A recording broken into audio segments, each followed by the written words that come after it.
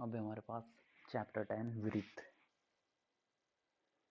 तो वृत्त वृत्त होता कैसा है तो वृत्त क्या होता है? एक ये गोलाकार आकृति। तो क्या ये वृत्त है? ये इस प्रकार ये वृत्त होता है। तो वृत्त क्या होता है? हमारे ये वृत्त है, मतलब इस प्रकार की आकृति को वृत्त कहते हैं। ये गोलाकार आकृति। तो इसमें से क्या वृत्त में क्या होता है? एक तो होता है हमारा रेडियस यानी कि त्रिज्या। तो त्रिज्या क्या होगा? ओ सी।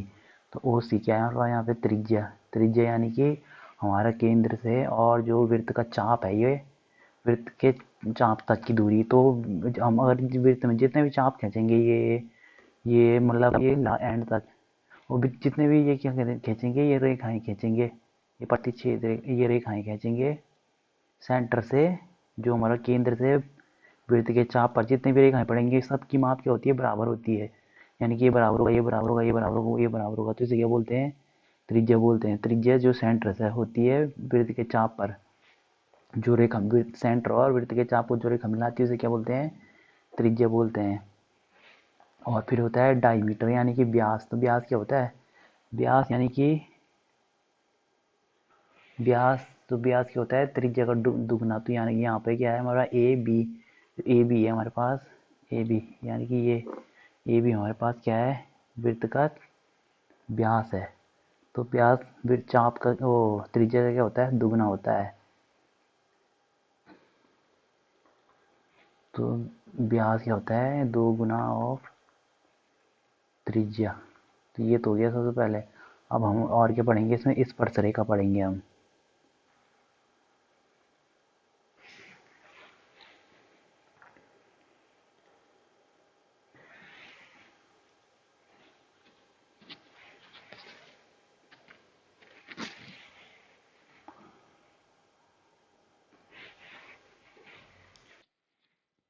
तो देखो ये अब एक इस यहाँ पे क्या दे रखी है? एक वृत्त की परिभाषा दे रखी है। तो वृत्त क्या होता है हमारे पास? वृत्त एक तल के उन बिंदुओं का समूह होता है। एक तल के उन बिंदुओं का समूह होता है जो नियत बिंदु यानी कि केंद्र के अचर से अचर दूरी पर होते हैं। तो ये क्या बोला है कि हमारे पास क्या होता है? जो वृत्त किसे बोलते हैं? कि वृत्त क्या होता है? ऐसे बिंदुओं का समूह होता है जो एक क्या होते हैं? केंद्र के चारों तरफ क्या होते हैं? असंख्य बिंदुओं का। केंद्र के चारों तरफ क्या होते हैं? एक बिंदु जिसे हमने केंद्र मान लिया, केंद्र के चारों तरफ बराबर दूरी पर होते हैं। तो यानी कि ये बिंदु, अगर ये बिंदु की दूरी भी आर होगी, तो ये बिंदु की दूरी भी आर होगी। तो जितने बिंदु हैं, तो इन बिंदुओं से जो हमारे पास जो तल बनता है, ये इसे क्या बोलते हैं हम? इसे बोलते हैं हम वृत्त। तो वृत्त ये जैसे कि ये बन रखा है वृत्त, तो इसमें क्या होंगे? असंख्य बिंदु होंगे। 1 बिंदु, 2 बिंदु, 3, ऐसे डॉट डॉट डॉट पता नहीं कितने बिंदु होंगे। तो ये क्या होते हैं? ये क्या होता है हमारे पास? वृत्त होता है। अब इस चैप्टर में हम क्या क्या पढ़ेंगे? इस चैप्टर में हम एक जीवा पढ़ेंगे, वृत्तखंड पढ़ेंगे, त्रिज्याखंड पढ़ेंगे और चाप पढ़ेंगे। तो अब देखो, अब हमें ये दिख रहा है। तो यहाँ पे क्या है? ये हमारे पास प्रतिच्छेदित रेखा है, पी क्यू। तो पी क्यू क्या है हमारे पास? प्रतिच्छेदित रेखा। ये जो पी क्यू है हमारे पास, ये है हमारे पास प्रतिच्छेदित रेखा। तो प्रतिच्छेदित तो नहीं कर रही है, ये क्या कर रही है हमारे पास? तो ये देखो, ये हमारे पास क्या है? एक वृत्त है, जो ये गोल ये आकृति हमारे पास क्या बन रखी है? वृत्त है। और ये क्या है? पी क्यू रेखा। तो इसमें इस रेखा की 3 कंडीशन दे रखी है, जो पी क्यू रेखा की। एक कंडीशन ये है, एक कंडीशन ये, एक कंडीशन ये है। तो 3 कंडीशन दे रखी है। तो अब देखो, अब कंडीशन के हिसाब से हम क्या क्या बोलेंगे। तो ये वाली रेखा है जो हमारे पास, ये क्या है? ये अप्रतिच्छेदित रेखा है। अप्रतिच्छेदित यानी कि ये प्रतिच्छेद नहीं कर पा रही है। पी क्यू यहाँ पे क्या है? अप्रतिच्छेदित रेखा। पी क्यू की बात हो रही है यहाँ पे। पी क्यू तो पहले तो अप्रतिच्छेदित रेखा है, यानी कि ये वृत्त को प्रतिच्छेद नहीं कर पा रही है। प्रतिच्छेद यानी कि कहीं पर टच नहीं हो रहा है वृत्त से। तो ये है अप्रतिच्छेदित रेखा। और फिर ये है हमारे पास, ये प्रतिच्छेद कर रही है ना, एक ए पॉइंट पे और एक बी पॉइंट पे, ये प्रतिच्छेद कर दे रही है। तो ये क्या हमारे पास? प्रतिच्छेदित रेखा। पी क्यू यहाँ पे क्या है? प्रतिच्छेदित रेखा। या छेदक रेखा ही बोलते हैं इसे। इसे और क्या बोलते हैं? छेदक रेखा। यानी कि ये प्रतिच्छेद कर दे रही है। और ये हमारे पास देखो ये क्या हो रहा है हमारे पास, यहाँ पे तो बिल्कुल टच नहीं हो रखा था। यहाँ पे क्या नहीं हो रखा था? टच नहीं हो रखा था इस वाले में। पी क्यू क्या टच नहीं हो रखा था। और इसमें क्या कर रहा है? ये एक बिंदु को, पी क्यू हमारे वृत्त के एक बिंदु को क्या कर रहा है? टच कर रहा है। तो इसे बोलते हैं स्पर्श रेखा। तो इस ऐसी रेखा को क्या बोलते हैं? स्पर्श रेखा।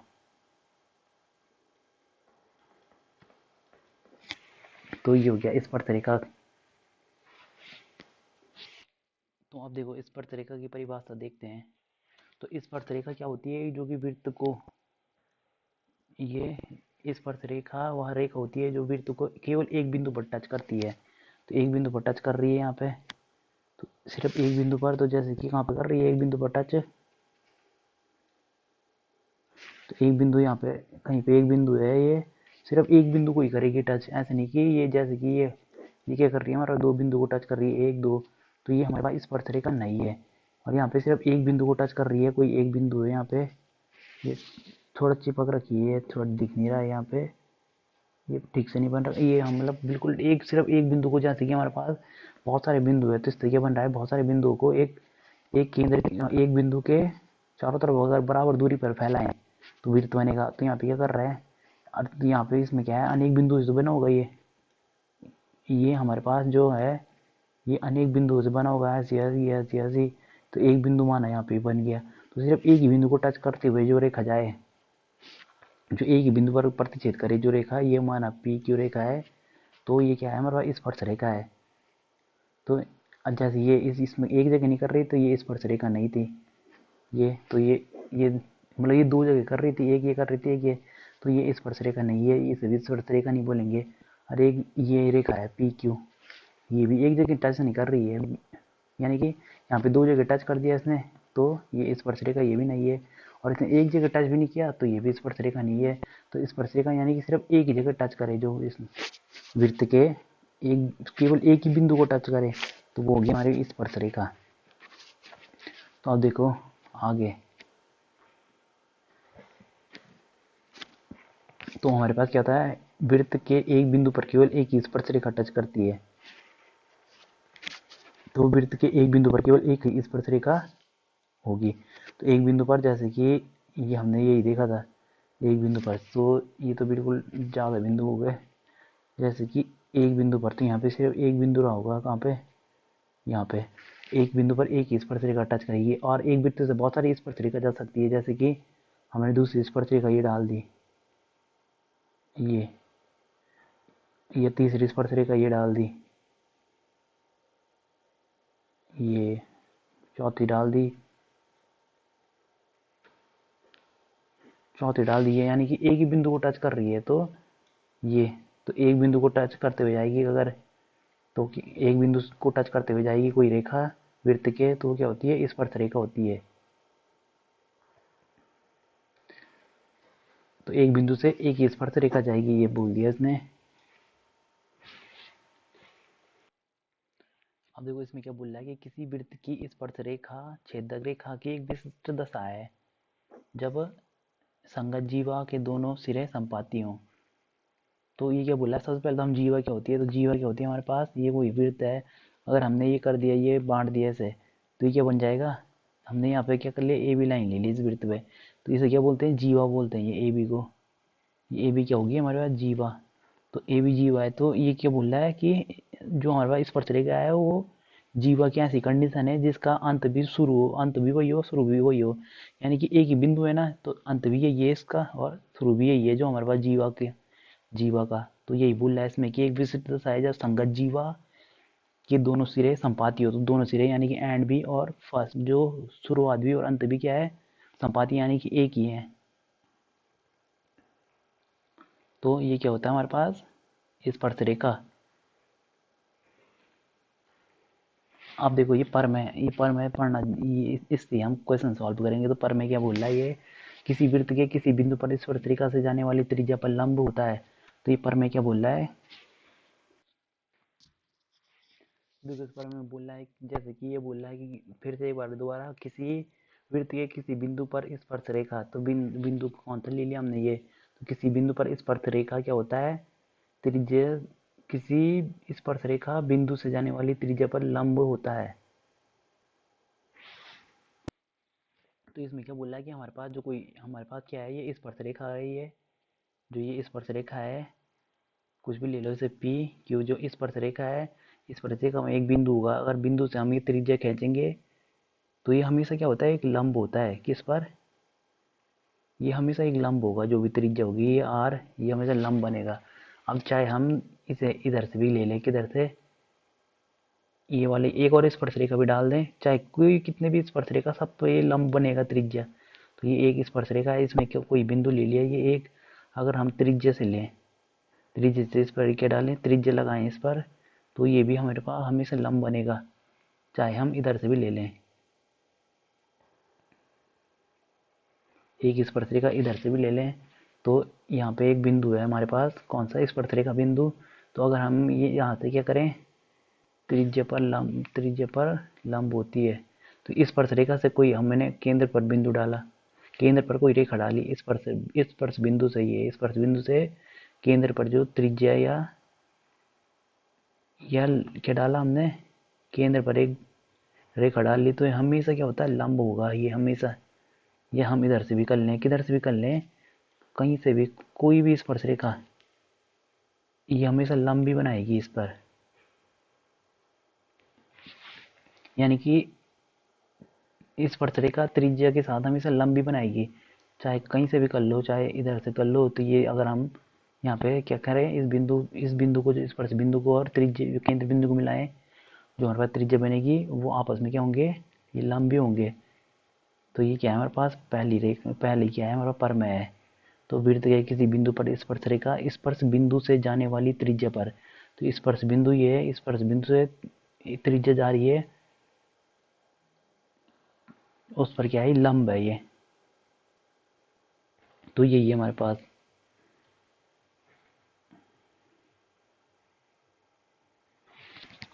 तो देखो आप एक्सरसाइज 10.1, तो इसमें क्या दे रखा हमें,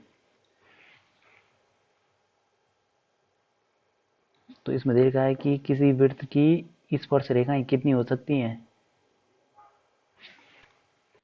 तो देखो इसमें दे रखा है किसी वृत्त की स्पर्श रेखाएं कितनी हो सकती हैं, तो किसी वृत्त की स्पर्श रेखाएं सिर्फ एक ही होगी, क्योंकि एक बिंदु से जा रहा है, सिर्फ एक ही स्पर्श रेखा खींच सकते हैं हमेशा हम, चाहे कहीं से भी खींचे, सिर्फ एक ही स्पर्श रेखा। अगर ये इस प्रकार आ गया तो ये क्या हो जाएगा, प्रतिच्छेद रेखा। या हम इस प्रकार कर दें, एक ही बिंदु से सिर्फ एक ही स्पर्श रेखा निकलेगी हमेशा, हम ऐसा नहीं कर सकते कि,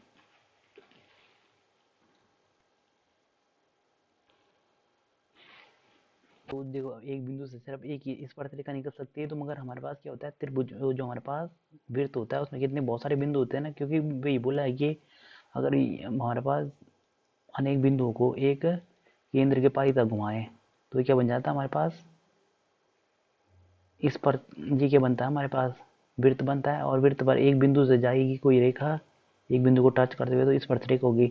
तो इसमें अनंत बिंदु है, तो यानी कि अनंत स्पर्श रेखा ही तो बनेंगी, एक इधर से जाएगा, एक इधर से, मतलब एक यहाँ से टच होते हुए जाएगा, एक यहाँ से टच होते हुए जाएगा, एक यहाँ से टच होते हुए जाएगा, एक यहाँ से, अनंत बिंदु है तो अनंत स्पर्श रेखाएं जाएंगी। तो इसका इस क्वेश्चन का आंसर यही है। तो देखो इसका आंसर क्या है, अनंत स्पर्श रेखाएं, अनंत, एक वृत्त से अनंत स्पर्श रेखाएं जा सकती हैं। ये हो गया, इधर से जाएगी एक बिंदु, इधर से, ये तो प्रतिच्छेद बन गया स्पर्श रेखा, यानी कि एक बिंदु से एक। तो एक वृत्त में अनंत क्या होते हैं, एक वृत्त में अनंत क्या बिंदु होते हैं, तो अनंत स्पर्श रेखाएं भी बन जाएंगी। तो इस प्रकार से,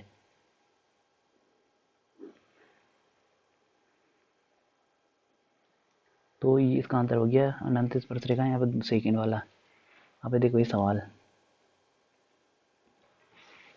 तो इसमें क्या बोल रहा है, सेकेंड वाला, किसी वृत्त की स्पर्श रेखा उसे, किसी वृत्त की स्पर्श रेखा कितने, एक बिंदु पर प्रतिच्छेद करती है, दो बिंदु पर, तो एक बिंदु पर प्रतिच्छेद करती है। तो इसका आंसर क्या होगा, किसी वृत्त की स्पर्श रेखा, तो स्पर्श रेखा क्या होती है हमारे पास, ये वही जो भी हम पढ़ रहे थे कि वृत्त है तो एक बिंदु से जाएगा हमारा टच होते हुए, वृत्त के एक बिंदु से टच होते हुए जाएगा क्या ये, तो ये क्या होता है हमारे पास स्पर्श रेखा होती है। तो ये पी क्यू एक बिंदु से टच होते जा रहा है, तो ये क्या है इसका आंसर, किसी वृत्त की स्पर्श रेखा एक बिंदु पर प्रतिच्छेद करती है। फिर है दूसरा, वृत्त को दो बिंदु पर प्रतिच्छेद करने वाली रेखा को क्या कहते हैं, तो ये हमारे पास कोई वृत्त है तो दो बिंदु पर एक यहाँ पे कर दिया प्रतिच्छेद, तो प्रतिच्छेद कर दिया ये, तो इसे बोलते हैं प्रतिच्छेदित रेखा। हमने ये पढ़ा था पीछे, ये है प्रतिच्छेद रेखा। यहाँ पे लिख रहा हूं मैं, इसको बोलेंगे प्रतिच्छेद रेखा, ये हमने पढ़ा था ना पीछे, ये पढ़ा था हमने ये वाला। तो दो बिंदु से जा रहा है ना, एक बिंदु ये है, एक बिंदु ये है, तो ये क्या है हमारा प्रतिच्छेद रेखा। अब हमारे पास थर्ड वाला सवाल, किसी वृत्त की डॉट डॉट डॉट समांतर स्पर्श रेखाएं हो सकती है। तो देखो इस सवाल में क्या बोल रहा है कि हमारे पास कोई वृत्त है ये, तो इसमें क्या कितनी समांतर स्पर्श रेखाएं हो सकती हैं, तो सिर्फ दो ही हो सकती है, क्योंकि एक इधर से निकलेगी, जैसे कि हमने एक स्पर्श रेखा खींच ली, ये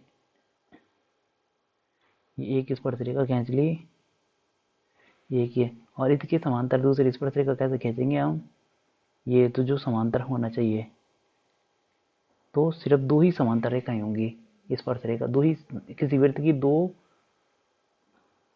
समांतर स्पर्श रेखाएं होंगी, सिर्फ दो से ज्यादा हो ही नहीं सकती। इसके अलावा देखो आप तीसरी स्पर्श रेखा खींचेंगे तो वो समांतर होंगी नहीं, चाहे कुछ भी कर लो इसमें, चाहे हम कुछ भी कर लें तो ये नहीं हो पाएंगी। तो क्या होती है, दो, इसका आंसर है दो समांतर स्पर्श रेखाएं होती हैं। वृत्त तथा उसकी स्पर्श रेखा के उभयनिष्ठ बिंदु को क्या कहते हैं, तो क्या बोल रहा है कि वृत्त तथा उसकी स्पर्श रेखा के उभयनिष्ठ, तो वृत्त है ये और उसकी स्पर्श रेखा, तो उसकी स्पर्श रेखा क्या हो गई, ये हो गई, तो स्पर्श रेखा क्या कर रही है, इस बिंदु पर टच कर रही है, इसे एक ही, तो क्या बोल रहा है कि इस बिंदु को क्या बोलेंगे हम, जो ये वाला बिंदु होगा, तो देखो इस बिंदु को बोलते हैं हम स्पर्श बिंदु, तो इस बिंदु को क्या बोलेंगे हम, स्पर्श बिंदु।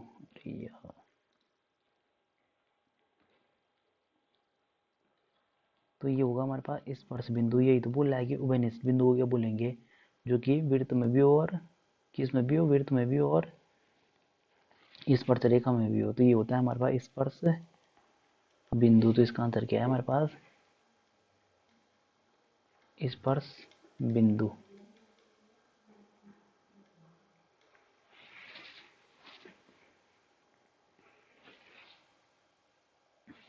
अब देखो ये सवाल तो हमने एक बार में पढ़ी थी, तो हमने एक बार में पढ़ी थी, ये उस पर आधारित सवाल है। तो जैसे कि हमने एक पर में पढ़ी थी, ये पर में पढ़ी थी कि हाँ, अगर हमारे पास कोई क्या है, ये वृत्त है और उस पर एक क्या है हमारे पास, ये हमारे पास जो रेड वाला था, ये रेड वाला, ये क्या है हमारा स्पर्श बिंदु है,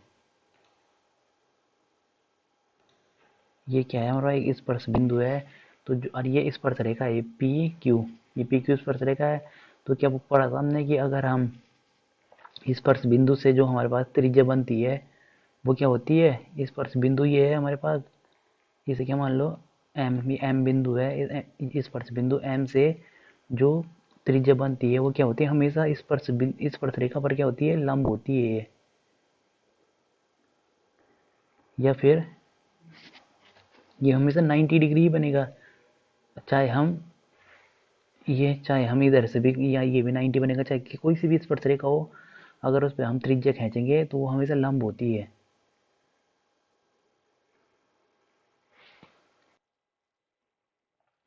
तो यही है हमारे पास, तो ये जैसे कि अब ये भी एक हम क्या हमारे पास स्पर्श बिंदु होती है, स्पर्श बिंदु से जो त्रिज्या जा रही है ये हमेशा क्या होती है, लंब होती है। तो ये भी स्पर्श बिंदु था ये, अभी त्रिज्या जा रही है ये, तो ये भी हमारे साथ क्या होगी, हमेशा लंब होगी। तो इसी प्रकार लंब होगी तो अब देखो हमारे पास जब ये लंब होगी, अगर ये लंब होगी तो अब हम यहाँ से क्या लगा सकते हैं, पाइथागोरस प्रमेय लगा सकते हैं इस पे। मतलब अभी इसका यूज करेंगे हम। तो देखो सवाल में क्या पूछा है देखते हैं। तो देखो इस सवाल में पूछा है हमें, इसमें क्या बोला है कि 5 सेंटीमीटर त्रिज्या वाली एक वृत्त है, तो वृत्त बना दो सबसे पहले 5 सेंटीमीटर त्रिज्या का। तो ये देखो हमने 5 सेंटीमीटर त्रिज्या का क्या बना दिया, एक वृत्त बना दिया। ये है हमारा 5 सेंटीमीटर त्रिज्या का एक वृत्त। तो ये हमारा 5 सेंटीमीटर का एक वृत्त बना दिया। अब वृत्त के बिंदु P, तो एक बिंदु P है हमारे पास कोई, तो बिंदु P से क्या जा रहे हैं हमारे पास स्पर्शरेखा।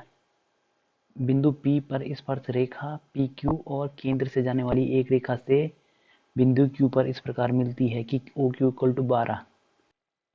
तो देखो ये क्या बोल रहा है कि हमारे पास बिंदु P से क्या जा रही है, एक स्पर्शरेखा जा रही है। तो एक स्पर्शरेखा डाल दो, ये डाल दी हमने। तो देखो ये हमने एक स्पर्शरेखा भी डाल दी, और ये यहाँ पे क्या है, बिंदु P से जा रही है। तो बिंदु P ले लो यहाँ पे, बिंदु P ले लिया हमने यहाँ पे, और स्पर्शरेखा चली गई है। तो अब क्या कहाँ तक जा रही है, बिंदु P से स्पर्शरेखा PQ, ये चली गई। केंद्र O से जाने वाली एक रेखा, तो केंद्र O कहाँ है, ये हमारे पास सेंटर O से जाने वाली रेखा से बिंदु Q पर इस प्रकार मिलती है। तो O से क्या बोल रहा है कि Q पर एक रेखा मिल रही है, मिला दी हमने। तो O से Q पर एक रेखा मिल गई, इस प्रकार मिलती है कि OQ इक्वल टू 12। तो ये क्या है हमारे पास OQ, तो O से लेकर यहाँ से लेकर यहाँ तक क्या है हमारे पास 12। तो ये हो जाएगा हमारे पास 12 सेंटीमीटर। तो अगर ये 12 होगा टोटल है, तो इतना कितना होगा।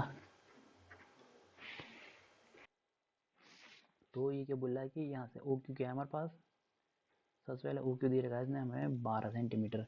अभी 12 दे रखा है, तो अब हम यहाँ से क्या करेंगे, त्रिज्या खींचेंगे कहाँ से, स्पर्श बिंदु से होते हुए। ये त्रिज्या खींच ली हमने, तो ये कितना हो जाएगा, ये भी 5 होगा, क्योंकि त्रिज्या है। त्रिज्या तो हम कोई भी खींचेंगे, चाहे यहाँ खींचे सब 5 ही होंगे। तो ये स्पर्श रेखा, अब ये क्या है हमारे पास, ये हमारे पास क्या बनेगा, लंब बनेगा। क्यों, हमने अभी एक क्या पढ़ी थी, एक पर में पढ़ी थी, ये 10.1 की जो हमारे पास स्पर्शरेखा से जो त्रिज्या बनती है वो हमेशा एक क्या होती है, लंबवत होती है। तो इसलिए यहाँ पे ये बन गया, ये लंब बन गया। तो ये लंब बन गया, तो अब हमें क्या दिख रहा है, ये लंब बन गया। तो यानी कि हमें क्या दिख रहा है, अब हमें निकालना क्या है, पी क्यू निकालना है, यानी कि ये निकालना है पी क्यू। तो पी क्यू निकाल, अब हमें क्या दिख रहा है, ये एक समकोण, ये एक समकोण त्रिभुज दिख रहा है, क्योंकि 90 डिग्री का कोण बन गया ये। तो यहाँ पे क्या बनेगा हमारे पास, सबसे पहले यही लिखेंगे हम, क्या लिखेंगे हम, चूंकि हम एंगल पी इक्वल टू 90 होगा, एंगल पी इक्वल टू 90। क्यों, चूंकि जो पर में लिख दो यहाँ पे,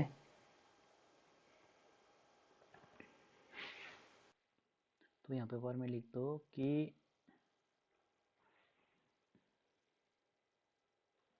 पर में लिख दो कि वृत्त के किसी स्पर्श रेखा के स्पर्श रेखा के स्पर्श बिंदु से स्पर्श बिंदु से जाने वाली त्रिज्या हमेशा क्या होती है, लंब होती है।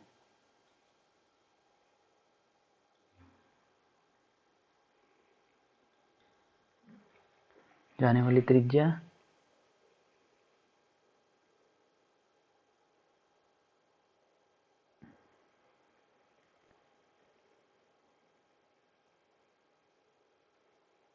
जाने वाली त्रिज्या पर लंब होती है।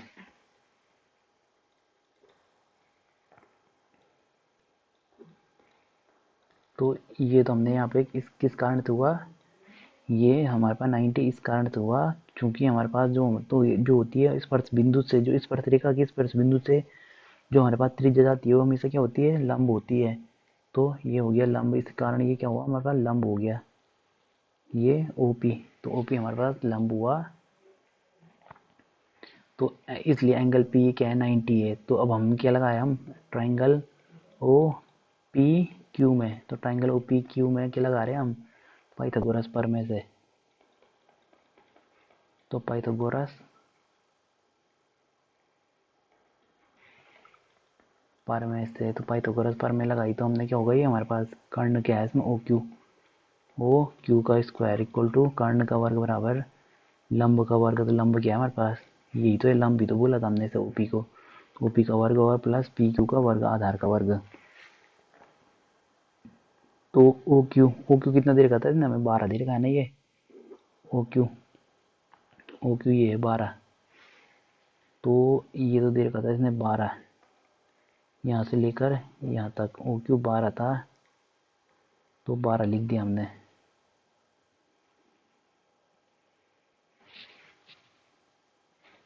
तो ओ क्यू बराबर 12 का वर्ग हो गया, बराबर ओ पी कितना है 5 का वर्ग, और पी क्यू कितना है निकालना है। तो 12 बारह की 144, और ये 25 इधर आएगा अगर, तो पी क्यू इक्वल टू कितना निकल जाएगा, पी क्यू का स्क्वायर इक्वल टू, स्क्वायर हटाया तो ये यहाँ लगेगा अंडरूड। तो पी क्यू इक्वल टू निकल गया रूट 119। तो यही है हमारा आंसर, पी क्यू की लंबाई क्या आ गई 119, रूट 119 सेंटीमीटर। अब है नेक्स्ट सवाल। तो एक वृत्त खींचिए, तो एक वृत्त खींच लिया, एक वृत्त खींचिए और दी गई रेखा के समांतर दो ऐसी रेखाएं खींचिए कि उनमें से एक स्पर्श रेखा हो तथा दूसरी छेदक रेखा हो। तो क्या बोला है कि एक तो स्पर्श रेखा होनी चाहिए, दो रेखाएं खींचनी है, एक एक तो है हमारे पास स्पर्श रेखा, तो ये हो गई हमारी स्पर्श रेखा, ये टच कर रही है, ये थोड़ा दूर हो गया इससे, तो ये टच कर रही है तो स्पर्श रेखा बन गई। और दूसरी क्या बोल रहा है कि छेदक रेखा खींचिए, और दूसरी क्या होनी चाहिए, समांतर होनी चाहिए आपस में। तो समांतर होनी चाहिए, तो इसकी समांतर एक छेदक रेखा खींच लो। छेदक रेखा यानी कि जो प्रतिच्छेद करती हो, तो ये हुई छेदक रेखा, और ये हो गई स्पर्श रेखा। उनमें से एक स्पर्श रेखा तथा दूसरी छेदक रेखा हो, तो यही तो है, इतना ही करना था इस सवाल में।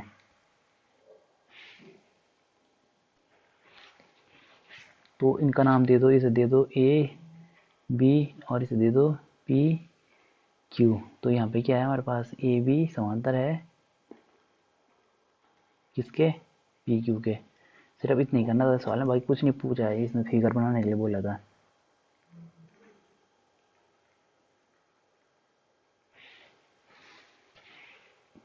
तो यहाँ पे लिख भी दो कि ए बी क्या है हमारे पास, ए बी प्रतिच्छेद रेखा है,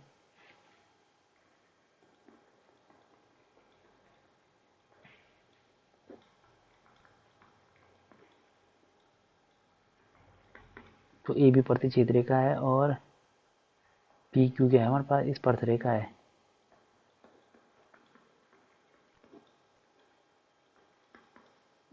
बस यही याद करना था हमें, यही निकालना था इसमें।